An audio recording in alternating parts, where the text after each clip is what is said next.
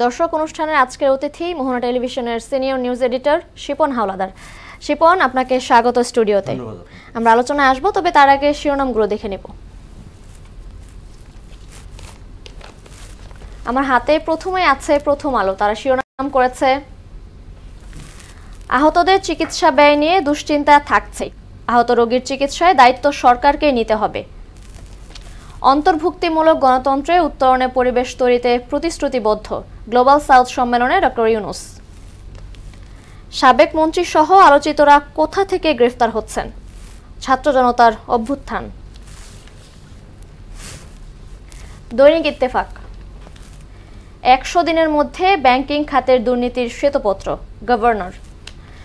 শেখ হাসিনাকে অভিযুক্ত করে বিচার দাবি ভুক্তভোগীদের। অবাধ ও সুষ্ঠু নির্বাচন করতে সরকার প্রতিশ্রুতিবদ্ধ। সমকাল, তারা শিরোনাম করেছে, 1 টাকা শোধ না করেও ঋণ খেলাপি নন হাসান মাহমুদ।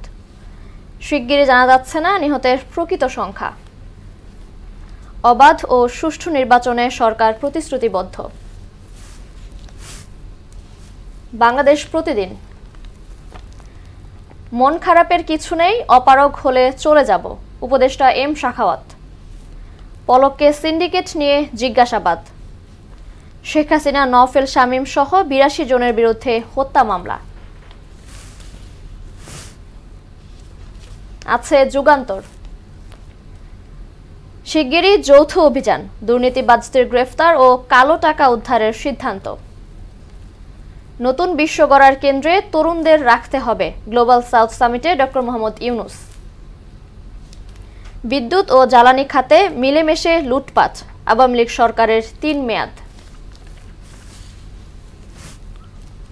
দেশ রূপান্তর, অপ্রস্তুত বিশ্ববিদ্যালয় খুলছে আজ।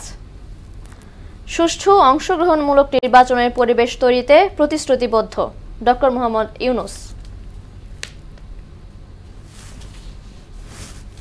বণিক বার্তা, তারা শিরোনাম করেছে, জনবিমুখ অর্থনৈতিক পদক্ষেপের কি হবে, কালো টাকা সাদা করার সুযোগ কি বাতিল হবে।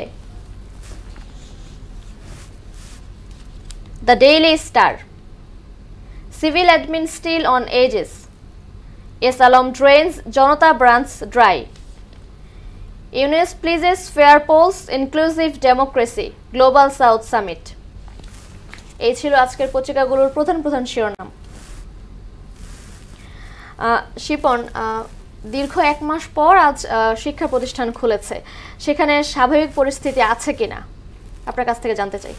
দেখেন, দেশব্যাপী কোটা সংস্কার আন্দোলন এবং আন্দোলনের সংঘর্ষ, প্রাণহানির পর দীর্ঘ 1 মাস পর শিক্ষা প্রতিষ্ঠানে প্রাণ চাঞ্চল্য ফিরে এসেছে। কর্মরত শিক্ষার্থীদের কলকাকলিতে এখন এই অবস্থায় আমরা যখন কথা বলছি তখন মুখর শিক্ষা প্রতিষ্ঠানগুলো।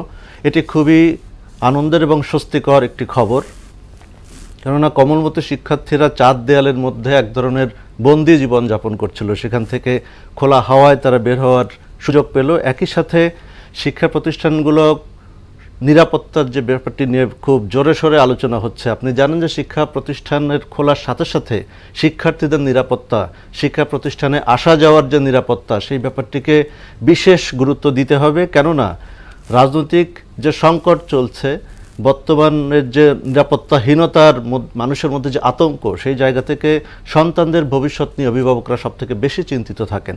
সেই জায়গা থেকে আসা যাওয়ার ক্ষেত্রে নিরাপত্তা বিধান করতে হবে এবং শিক্ষা প্রতিষ্ঠানগুলোকে বিশেষ সতর্কতা অবলম্বন করতে হবে। শিক্ষা প্রতিষ্ঠানের যে যানবাহনগুলো রয়েছে, যে যানবাহনে করে শিক্ষার্থীদের বাসা থেকে শিক্ষা প্রতিষ্ঠানে নিয়ে যাওয়া হয়, সেগুলোর নিরাপত্তা বা বাড়তি সতর্কতার ব্যাপার রয়েছে। একই সঙ্গে সড়কে যাওয়া আসার সময় আইনশৃঙ্খলা বাহিনীর সদস্যদের বিশেষ নজরদারির ব্যাপার রয়েছে। আর একটি বিষয়, যে মাধ্যমিকের ব্যাপারটির পরপরই উচ্চ মাধ্যমিক বা বিশ্ববিদ্যালয়ের শিক্ষা ব্যবস্থার বিষয়টি চলে আসে। আপনি জানবেন যে প্রাইভেট বিশ্ববিদ্যালয়ে শিক্ষার কার্যক্রম হয়তো শুরু হবে, ক্লাস পরীক্ষা হবে, কিন্তু পাবলিক বিশ্ববিদ্যালয় বা সরকারি বিশ্ববিদ্যালয়গুলোতে কার্যক্রম শুরু হবে কি না এটি নিয়ে এক ধরনের অনিশ্চয়তা রয়েছে। কেননা পাবলিক বিশ্ববিদ্যালয়ের শিক্ষক শিক্ষকরা সার্বজনীন পেনশন স্কিম নিয়ে এক ধরনের আন্দোলন সংগ্রামের মধ্য দিয়ে যাচ্ছিল। যেমন ঢাকা বিশ্ববিদ্যালয়ের ভাইস চ্যান্সেলর উনি পদত্যাগ করেছেন, নেতৃত্বহীন অবস্থায় রয়েছেন। সেক্ষেত্রে বিশ্ববিদ্যালয়ের প্রশাসনিক কার্যক্রমে এক ধরনের স্থবিরতা রয়েছে। সেই জায়গা থেকে শিক্ষার্থীরা শিক্ষা প্রতিষ্ঠানে বা ক্লাস পরীক্ষা অংশ নেবেন কিনা, শিক্ষকরা নেবেন কিনা, এই ধরনের একটা অনিশ্চয়তা, দোদুল্যমানতা রয়েছে।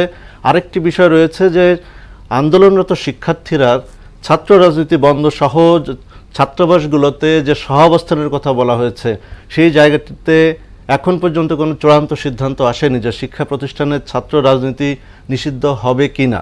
যেহেতু এই সিদ্ধান্তগুলো এখনও চূড়ান্ত পর্যায়ে নয়, অর্থাৎ সিদ্ধান্ত নেওয়া হয়নি, সেই অবস্থার প্রেক্ষিতে শিক্ষা প্রতিষ্ঠানগুলো বিশেষ করে বিশ্ববিদ্যালয় ক্যাম্পাসগুলোতে কী ধরনের শান্তি শৃঙ্খলা বজায় থাকবে, শিক্ষার্থীরা ফিরে যাবেন কিনা, শিক্ষকরাও ক্লাসে ফিরে যাবেন কিনা, শিক্ষা কার্যক্রমে অংশ নেবেন কিনা, প্রশাসনিক কর্মকর্তারা প্রশাসনিক কার্যক্রমে অংশ নেবেন কিনা, এ ধরনের একটি অনিশ্চয়তা রয়েছে। যদিও দু একদিনের মধ্যেই হয়তোবা বিষয়টির একটা সুষ্ঠু সমাধান হবে। আমরা প্রত্যাশা করব শিক্ষার্থীদের নিরাপত্তা যেমন জরুরি, শিক্ষকদের দাবি দেওয়াগুলো মেনে নেওয়ার ব্যাপার রয়েছে। সাধারণ শিক্ষার্থীদের যে দাবি রাজনীতির নিষিদ্ধ করা, সেই ব্যাপারে কর্তৃপক্ষের একটি সিদ্ধান্ত রয়েছে, সরকারের সিদ্ধান্ত রয়েছে। আপনি জানেন যেটি স্বায়ত্তশাসিত প্রতিষ্ঠানগুলোতে ভিসিদের ভূমিকা খুবই গুরুত্বপূর্ণ। সেক্ষেত্রে যেসব শিক্ষা প্রতিষ্ঠানে বা বিশ্ববিদ্যালয়ে ভাইস চ্যান্সেলর নেই, দ্রুত সেই বিশ্ববিদ্যালয়গুলোতে ভাইস চ্যান্সেলর নিয়োগ দেওয়া হবে। শিক্ষা প্রতিষ্ঠানে শিক্ষার সুষ্ঠু পরিবেশ ফিরে আসবে, সহাবস্থান ফিরে আসবে এবং একটি শান্তিপূর্ণ বাংলাদেশের যে স্বপ্ন আমরা দেখছি, শিক্ষার মাধ্যমে তার সঠিক বাস্তবায়ন হবে বলে আমি মনে করি। জি, আমরাও আশা করি। আরেকটি বিষয় সেটি হচ্ছে ব্যাংকিং ব্যবস্থা ভেঙে পড়েছে, সংস্কারের জন্য কি কি করণীয় আছে? দেখেন, ব্যাংকিং ব্যবস্থা ভেঙে পড়েছে। আপনি একটি খবরে পড়ছিলেন যে আজকে 3 লাখ টাকা পর্যন্ত একটি অ্যাকাউন্টে লেনদেন করা যাবে। এর প্রথম দিকে ছিল 1 লাখ টাকা, এরপরে 2 লাখ টাকা, এখন 3 লাখ টাকা। তার মানে দেখেন যে ব্যাংকিং সেক্টরে এক ধরনের অরাজকতা, স্থবিরতা, এক ধরনের সিদ্ধান্তহীনতা রয়েছে। আপনি দেখবেন যে প্রত্যেকটা ব্যাংক দুর্নীতিতে আকণ্ঠ নিমজ্জিত এবং লোনের কথা বলে বা ঋণের কথা বলে লুটপাট করা হয়েছে, বিদেশে পাচার করা হয়েছে হাজার হাজার কোটি টাকা, এবং নামে বেনামে কোম্পানি খুলে এই টাকাগুলোকে বের করে কোম্পানি গঠনের নামে যেভাবে লুটপাট করা হয়েছে, ব্যাংকিং সেক্টরটাকে যেভাবে ধ্বংস করা হয়েছে, সাধারণ গ্রাহকদের আস্থাহীনতার জায়গায় তৈরি করা হয়েছে। এখন মানুষ ব্যাংকের উপর আস্থা পায় না। সুতরাং এটা খুবই বড় একটা চ্যালেঞ্জ। ব্যাংকিং সেক্টরকে পুনর্বন্টন, পুনর্গঠন বা সংস্কার অতি জরুরি হয়ে পড়েছে। সম্প্রতি আপনি দেখবেন যে প্রধান উপদেষ্টা ডক্টর মোহাম্মদ ইউনূস দায়িত্ব নেওয়ার পরে অর্থ উপদেষ্টা হিসেবে দায়িত্বপ্রাপ্ত উপদেষ্টা তিনি খুব শিগগিরই মনসুর সুদবিহীন ব্যাংকিংয়ে আত্মশুদ্ধির পথ এনআরবিসি ব্যাংকের ইসলামিক ব্যাংকিং আল আমিন। তো বাংলাদেশ ব্যাংকের যে গভর্নর এহসান এস মনসুর, তিনি কিন্তু খুব দ্রুত ব্যাংকিং কাঠামোটা পুনর্গঠনে হাত দিয়েছেন। 10টি ব্যাংকের তিনি পর্ষদ ভেঙে দেওয়ার কথা বলেছেন। এর মধ্যে এস আলম গ্রুপের 7টি ব্যাংক রয়েছে। এবার এই যে ব্যাংকগুলো আপনি দেখবেন যে লোনের নামে 50,000 কোটি টাকা বের করে নিয়েছে এস আলম গ্রুপ। সুতরাং একটি ব্যাংকের কাঠামোর মধ্যে ঢুকে ব্যাংকে লুটপাট করার যে দৃষ্টান্ত বাংলাদেশে, এটি কিন্তু বিশ্বের অন্য কোথাও নেই।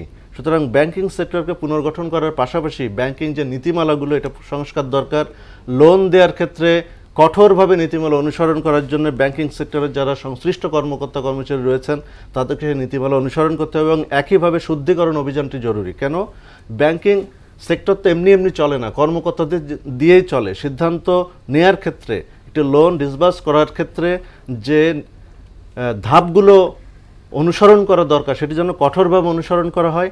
দুর্নীতিমুক্ত ব্যাংকিং সেক্টর গড়ে তোলার কোনো বিকল্প নেই। সেক্ষেত্রে কর্মকর্তাদের শুদ্ধিকরণটা খুবই জরুরি। দুর্নীতির সঙ্গে জড়িত কর্মকর্তাদের দৃষ্টান্তমূলক শাস্তির আওতায় নিয়ে আসতে হবে, তদন্ত করে ব্যবস্থা নিতে হবে এবং নিয়োগের ক্ষেত্রেও সঠিক নীতিমালা অনুসরণ করতে হবে। আপনি দেখবেন যে তদবিরে ব্যাংকিং সেক্টরে বেশি নিয়োগ হয় এবং সেই তদবির রাজনীতির বিভিন্ন দিক থেকে আসে, ব্যাংকিং সেক্টর ঊর্ধ্বতন মহল থেকে আসে। সুতরাং তদবির মুক্ত, দুর্নীতি মুক্ত একটি ব্যাংকিং সেক্টর গড়ে তোলার কোনো বিকল্প এই মুহূর্তে নেই এবং বাংলাদেশকে পুনর্গঠনের ক্ষেত্রে যে অর্থনৈতিক অগ্রগতি, সে অগ্রগতির জন্য ব্যাংকিং সেক্টরের কোনো বিকল্প নেই। সুতরাং আমাদের সবারই দরকার ব্যাংকিং সেক্টরের দিকে মনোযোগ আকর্ষণ করা এবং সাধারণ মানুষের আস্থার যে জায়গাটি, সেই জায়গাটিতে ব্যাংকিং সেক্টরে নিয়ে যেতে হবে।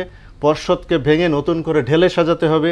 আত্মীকরণ, পরিবারতান্ত্রিক রাজনীতিকরণ, এর বাইরে বেরোতে হবে। এর কোনো বিকল্প নেই। ব্যাংকিং সেক্টরকে যদি আমরা ঢেলে সাজাতে না পারি, তাহলে বাংলাদেশের ভবিষ্যৎ ভালো হওয়ার কোনো সম্ভাবনাই আমি দেখি না। শিপন, অসংখ্য ধন্যবাদ আপনাকে। সময় স্বল্পতার জন্য আমাদের এখানেই শেষ করতে হচ্ছে। ধন্যবাদ আপনাকে।